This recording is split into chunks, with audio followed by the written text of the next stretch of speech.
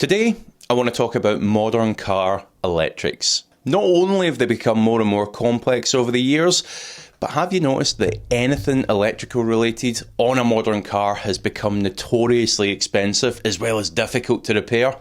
Have you noticed that? Is that just down to technical advancement? Is that what we're seeing here?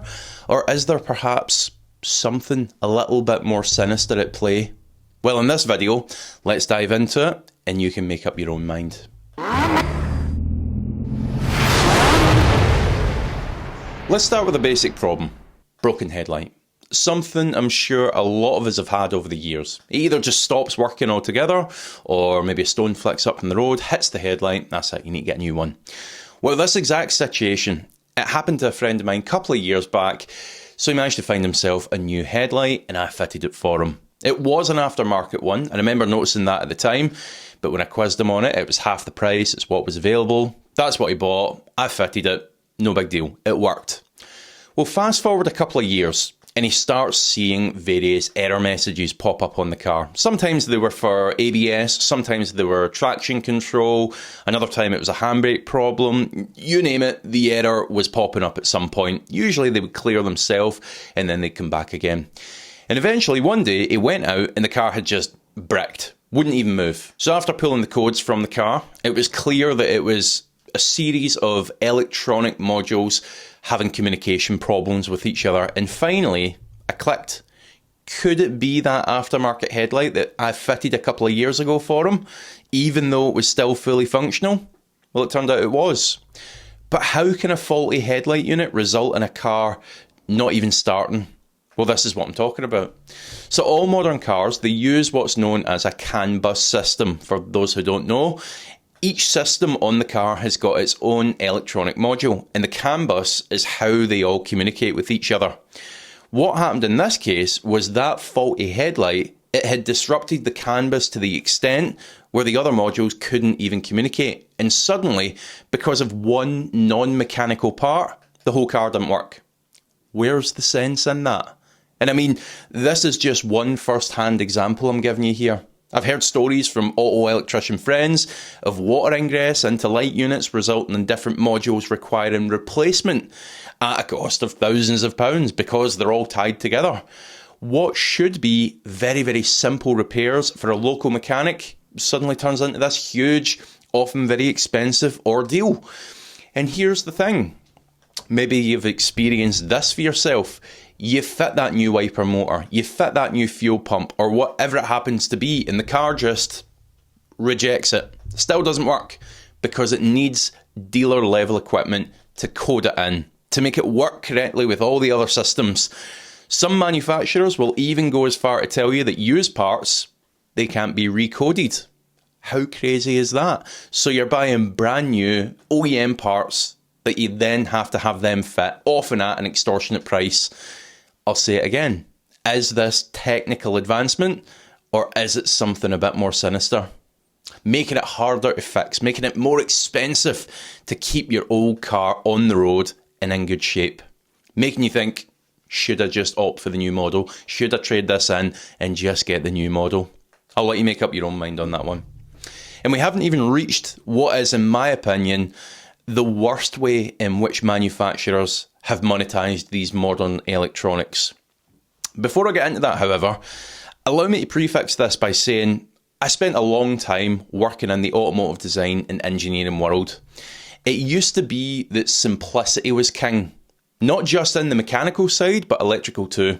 Simple harnesses, simple routing, but that's gone way back. Nowadays, the mindset is to design for maximum applications. So if you can design a one-size-fits-all module and then just tweak the software for each different car, then you're saving the company money. Better yet, how about you just build in all the features and then have the customer pay to use them? You know what I'm referring to here, don't you? That horrid backwards notion, but one that is becoming ever more commonplace. The idea that all the hardware for certain features is fitted to a car, but there's a software block in place that you need to pay in order to get them to drop.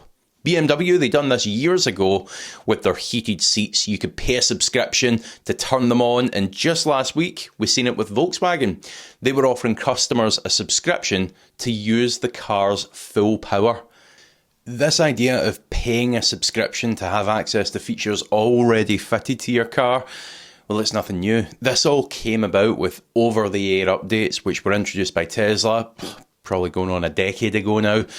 It's just that it's started to become a bit more mainstream, so we see it more.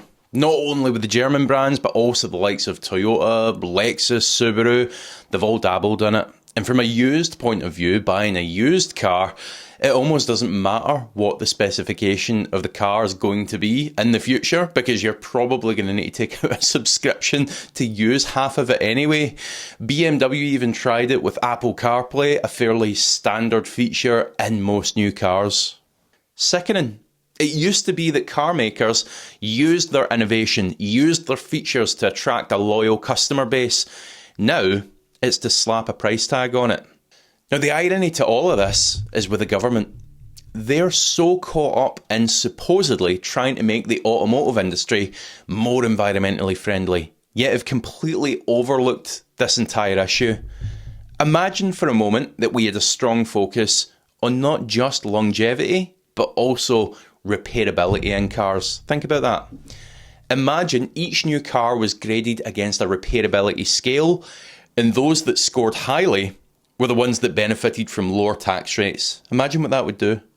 Imagine what it would mean for you financially if you could trust the car that you were buying was only ever going to need basic maintenance for 350,000 miles, for instance. And if it did break, you could repair it yourself.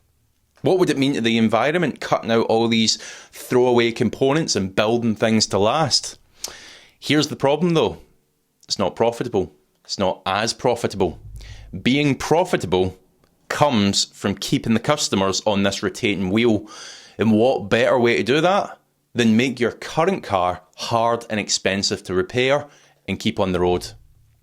And it's not about to get better, is it? Because you think about the way that things are going, because the government is pushing the automotive world in this direction of electric cars, well, naturally, things are becoming less mechanical. They're becoming more electronic. And now, with an electric car, the whole drivetrain is just one huge electronic system, which plays right into this idea of dealership reliance, OEM parts, and limited lifespan. Now, if like me, you are going to continue buying good used cars for some time to come, then do please make use of today's video sponsor, Vehicle Score. This is a genuinely great service. It'll give you all the information you need about any used car you're thinking about buying. You just put the plate in and it does the rest. Now, as ever, thank you so much for watching. I do welcome your thoughts on this one. If you've enjoyed the video, do hit the like button. If you haven't already, hit subscribe, and I'll see you next time.